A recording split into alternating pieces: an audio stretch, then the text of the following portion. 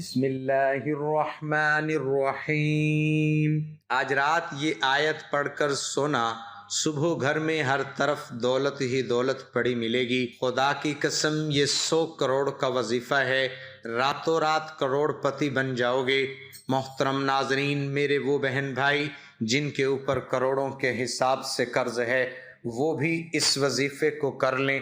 انشاءاللہ ایسی آپ کی مالی مدد ہوگی، ایسے اسباب پیدا ہو جائیں گے، آپ کی تمام مشکلات حل ہو جائیں گی۔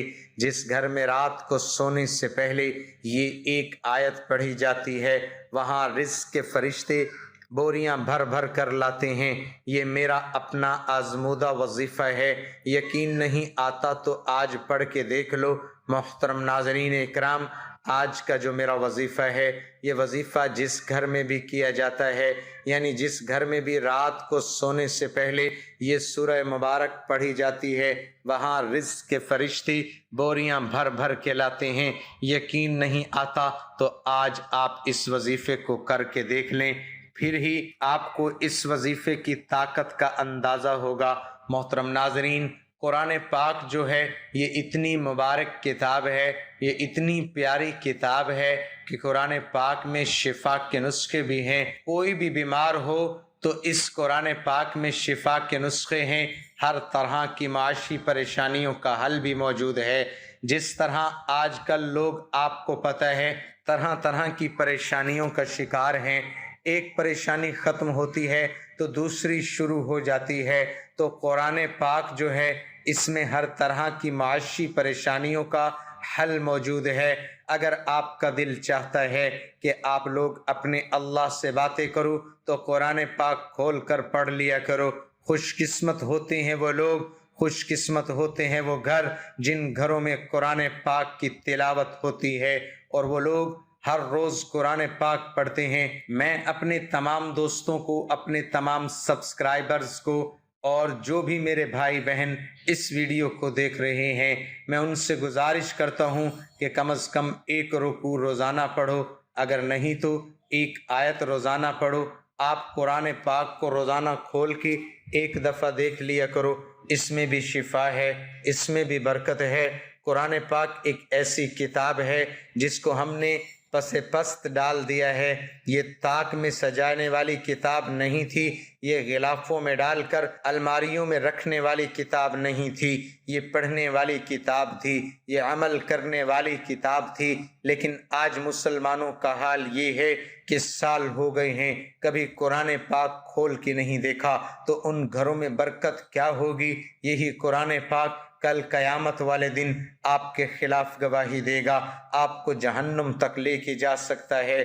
چاہے آپ مسلمان ہیں، چاہے آپ جتنی مرضی عبادات کرتے ہیں، لیکن اگر آپ قرآن پاک کو نہیں پڑھتے، حضرت علی رضی اللہ تعالی عنہ کا قول ہے، وہ فرماتے ہیں کہ جب میں چاہتا ہوں کہ میں اللہ سے باتیں کروں تو نماز پڑھتا ہوں، اور جب میں چاہتا ہوں کہ میرا اللہ مجھ سے بات کرے تو میں قرآن پڑھتا ہوں۔ قرآن پاک آپ روزانہ پڑھا کرو، یقین جانو زندگی گزارنے کی ایسے ایسے اصول آپ کو پتہ لگیں گے، آپ لوگ حیران رہ جائیں گے۔ جو چیز آج اتنے 100 سالوں بعد آپ کو پتہ چل رہی ہے، آج سے کئی 100 سال پہلے قرآن پاک میں موجود ہے، تو پھر ہمیں زندگی گزارنی ہے، اس کا طریقہ کار اللہ پاک نے اس کتاب میں بتا دیا ہے۔ دنیا کی جتنی بھی بڑی بڑی کتابیں ہیں وہ اس کے مقابلے میں کچھ بھی نہیں ہیں۔ قرآن پاک سب سے بہترین کتاب ہے، ہر پہلو پر اس میں روشنی ڈالی گئی ہے۔ چاہے کوئی بندہ قرض میں ڈوب چکا ہے، قرض میں غرق ہو چکا ہے، اسے سمجھ نہیں آتی کہ اس کا قرض کس طرح ادا ہوگا، تو وہ بھی قرآن پاک کی سورہ کوثر کو پڑھ لیا کرے۔ اس طرح کچھ اور سورۃ مبارکہ ہیں، سورۃ اخلاص ہے، سورہ رحمان ہے، کسی پر بری نظر لگ چکی ہے، اس کے اثرات جو ہیں وہ ظاہر ہونا شروع ہو گئے ہیں، ہر کام میں رکاوٹیں آ گئی ہیں، گھر میں پریشانیوں نے ڈیرے ڈال لیے ہیں، تو آپ سورۃ فلق اور سورۃ ناس کو پڑھ لیا کرو۔ تو آج کا جو ہمارا وظیفہ ہے یہ قرآن پاک کی ایک بہت ہی مبارک سورہ مبارکہ کا وظیفہ ہے، اس کو آپ نے کر لینا ہے۔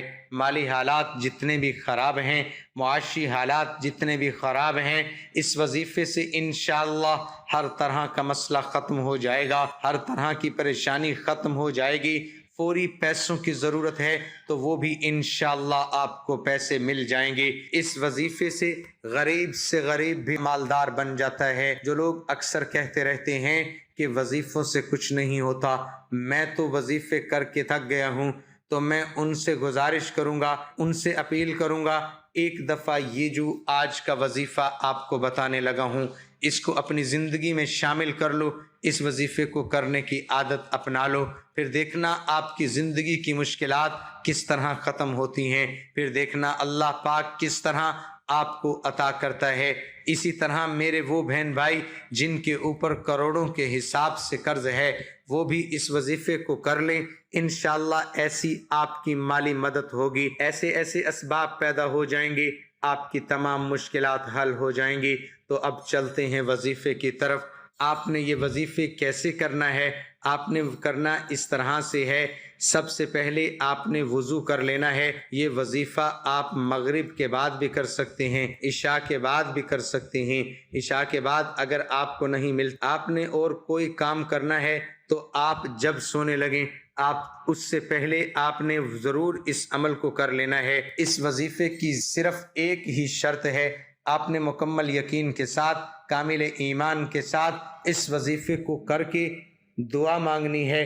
پھر اس وظیفے کے آپ اثرات دیکھیں گے۔ سب سے پہلے آپ نے وضو کر لینا ہے اور 3 مرتبہ اعوذ باللہ من الشیطان الرجیم بسم اللہ الرحمن الرحیم پڑھ لینی ہے۔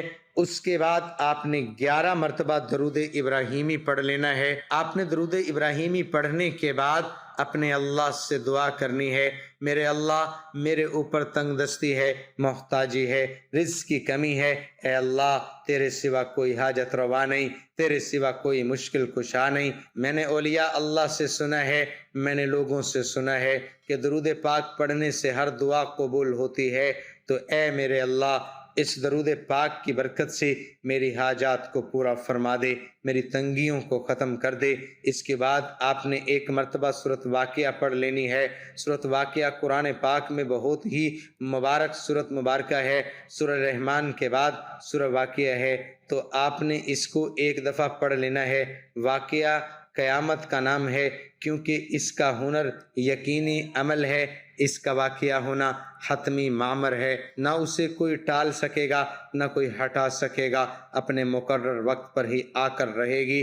حضرت ابن مسعود رضی اللہ تعالی عنہ سے روایت ہے کہ رسول اکرم صلی اللہ علیہ وسلم نے ارشاد فرمایا، جو شخص ہر شب میں سورۃ واقعہ پڑھتا ہے وہ کبھی بھی فاقے کی حالت کو نہیں پہنچتا۔ اور حضرت ابن مسعود رضی اللہ تعالی عنہ اپنے گھر میں اپنی بیٹیوں کو حکم دیا کرتے تھے کہ وہ ہر شب میں یہ سورہ پڑھا کرے، البتہ کوئی مخصوص وقت حدیث میں منقول نہیں ہے، تو اس لیے رات کو مغرب یا عشاء کے بعد جس وقت بھی سورۃ واقعہ کی تلاوت کر دی جائے، حدیث میں مذکورہ فضیلت حاصل ہو جائے گی۔ جب آپ 1 مرتبہ سورۃ واقعہ پڑھ لیں گے تو پھر اپنے اللہ سے دعا مانگ لینی ہے، دعا کر لینی ہے، اللہ پاک آپ کے لیے رزق کے دروازے کھول دے گا۔ یہ ہو ہی نہیں سکتا آپ سورہ واقعہ کی تلاوت کریں اور آپ کا رزق کشادہ نہ ہو۔ ویڈیو کو لائک کریں، یہ ایسا مبارک عمل آپ کو بتا دیا ہے، اللہ پاک آپ کے لیے رزق کے دروازے کھول دے گا۔ اس وظیفے کو کرنے کے بعد آپ نے اللہ پاک سے اخلاص نیت کے ساتھ دعا کرنی ہے، نبی کریم صلی اللہ علیہ وآلہ وسلم کی ذات اقدس پر درود پاک پڑھنا ہے۔ درود پاک پڑھ کے آپ نے دعا مانگ لینی ہے۔